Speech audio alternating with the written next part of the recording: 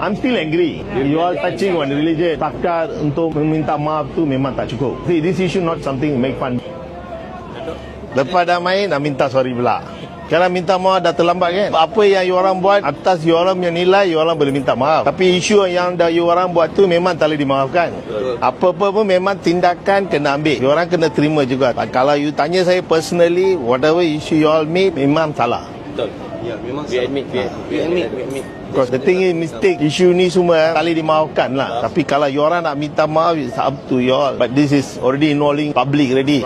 From our side, Dato', we are sorry. External punya kita tengah, biasalah dah kumpul macam tu. Dato', the issue is, bila internal issue, kalau you orang tak masukkan dekat social media, it akan jadi internal issue.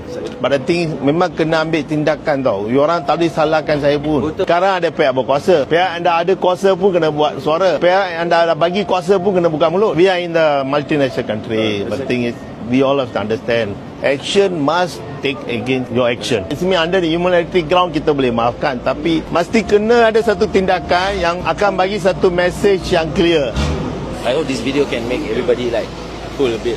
A great leader once told me this issue. Malay don't touch their unity. Chinese don't touch their business. Indian don't touch their religion.